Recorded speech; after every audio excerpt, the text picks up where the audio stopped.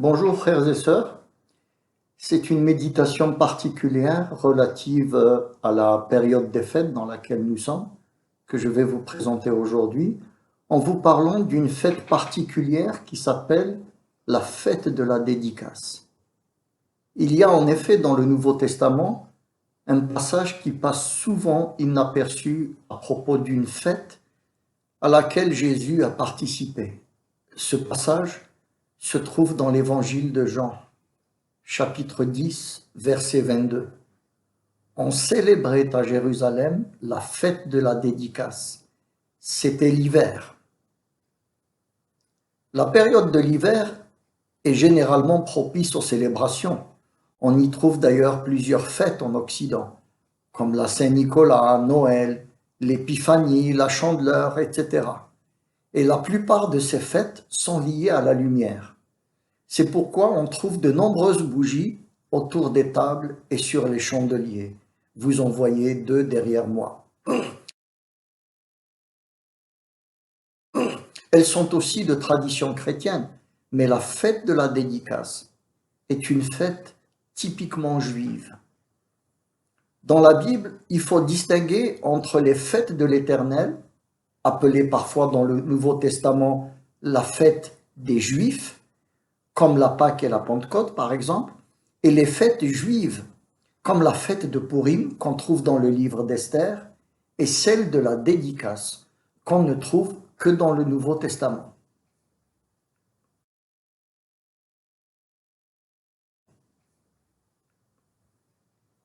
Qu'est-ce que la fête de la dédicace? Au IVe siècle avant Jésus-Christ, l'immense empire d'Alexandre le Grand est divisé en 4 royaumes après sa mort. L'armée grecque envahit la Syrie et Israël et le roi Antiochus Épiphane décide de persécuter les Juifs. Interdiction de lire la Torah, interdiction de la circoncision, du Shabbat, etc. Et pour humilier les Juifs encore plus, il décida d'ériger une statue de Zeus sur le parvis du temple de Jérusalem et d'y immoler un cochon. Et il obligea les Juifs à adopter la culture et les coutumes païennes et à abandonner toute référence à celle d'Israël tirée de la Bible. La persécution a été féroce et les Grecs n'hésitaient pas à arrêter ou exécuter les contrevenants. Mais un vieux prêtre du nom de Mattathias ou Mattathiaou, selon les traductions, a décidé d'organiser la résistance et d'aller à la libération du temple et du pays tout entier. Il réunit des combattants et malgré leur faible nombre face à une armée grecque de 40 000 hommes, ils ont réussi à avoir le dessus et à les chasser de la terre d'Israël. Cet épisode, connu sous le nom de la révolte des Maccabées, a été relaté dans un livre appelé le livre des Maccabées, qu'on peut retrouver dans les Bibles catholiques, mais pas chez les protestants. Ces derniers les considèrent comme des apocryphes, ce qu'ils sont en réalité. La révolte des Maccabées a été racontée par un historien africain du IIe siècle avant Jésus-Christ, Jason de Cyrène, qui en a donné tous les détails. C'est à croire que Cyrène était déjà prédestiné à jouer un rôle dans l'histoire biblique. Une fois que Jérusalem fut libérée, les Maccabées se sont attelés à détruire les statues et à purifier le temple. Et pour obéir au commandement de l'Éternel, il fallait rallumer le chandelier à 7 branches en utilisant une huile d'olive spécialement préparée à cet effet. Nous retrouvons ça dans Exode 27, 20. Tu ordonneras aux enfants d'Israël de t'apporter pour le chandelier de l'huile pure d'olive concassée, afin d'entretenir les lampes continuellement. Problème, puisque la réserve de cette huile n'était pas suffisante pour permettre d'allumer toutes ces bougies. Il n'y en avait que pour une seule. Et il fallait 8 jours pour fabriquer l'huile sainte pour remplir toutes les 7 lampes. Alors on pria l'Éternel. Éternel, fais quelque chose. Et le miracle arriva. L'unique lampe allumée continua à brûler pendant 8 jours, jusqu'à ce que l'huile sainte fût prête, et toute la menorah fut alimentée pour à nouveau briller de ses 7 feux. Cet événement donna lieu à de grandes réjouissances, et on consacra à nouveau le temple à l'Éternel. Et cette fête fut appelée la fête de la dédicace. Elle dure 8 jours. On la célèbre chaque année en hiver en allumant un chandelier à 9 branches, la mèche plus les 8 lampes. Rappelant le miracle des 8 jours, on appelle ce chandelier la Hanoukia, d'où le nom de la fête Hanouka.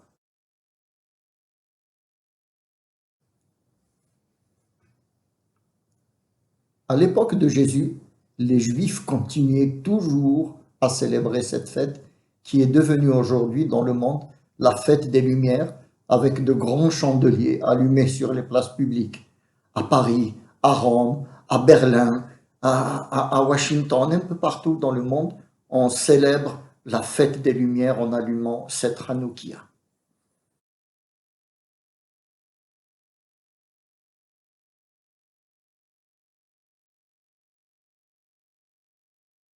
Revenons à cette fête au temps de Jésus. Donc, selon Jean 10, on célébrait à Jérusalem la fête de la dédicace. C'était l'hiver. Et Jésus se promenait dans le temple sous le portique de Salomon.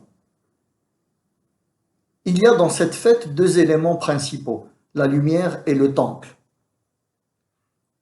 Jean 8, 12, Jésus a dit « Je suis la lumière du monde.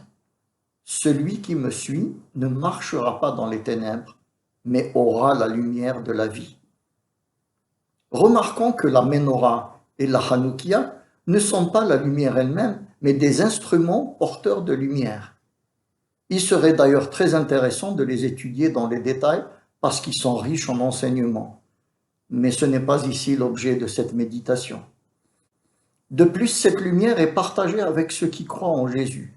Jésus a dit dans le sermon sur la montagne, « Vous êtes la lumière du monde. » Il est la lumière et nous en sommes le reflet, responsable de sa diffusion dans le monde. En quelque sorte, il nous faut briller de la lumière de Dieu pour éclairer ceux qui ne connaissent pas encore le chemin du salut. Sur le deuxième volet, la sanctification et la consécration du temple, le Nouveau Testament a beaucoup à nous apprendre. Dans 1 Corinthiens 3,16, « Ne savez-vous pas que vous êtes le temple de Dieu et que l'Esprit de Dieu habite en vous?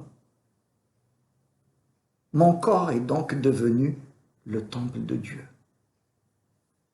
Dans le psaume 103, David s'écrie « Que tout ce qui est en moi bénisse le Seigneur.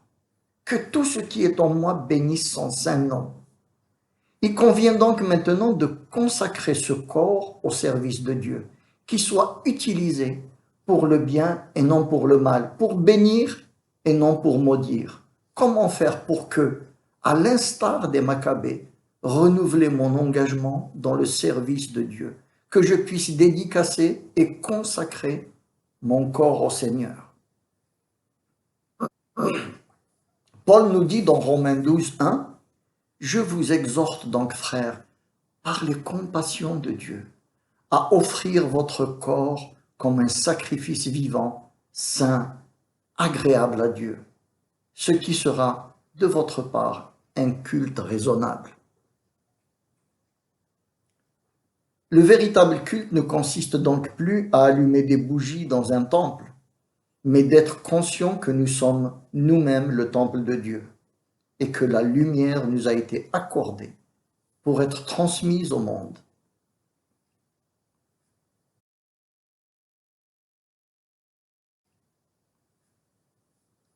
Pour terminer cette méditation, je vous invite à prier comme David dans le psaume 27. « Éternel, tu es ma lumière et mon salut. De qui aurais-je crainte? Éternel, tu es le soutien de ma vie. De qui aurais-je peur? Je te demande une chose que je désire ardemment. Je voudrais habiter toute ma vie dans ta maison pour contempler ta magnificence et pour admirer ton temple. Car tu me protégeras dans ton tabernacle au jour du malheur. Tu me cacheras sous l'abri de ta tente. Tu m'élèveras sur un rocher. Et déjà ma tête s'élève sur mes ennemis qui m'entourent. J'offrirai des sacrifices dans ta tente au son de la trompette. Je chanterai, je célébrerai l'Éternel. Amen.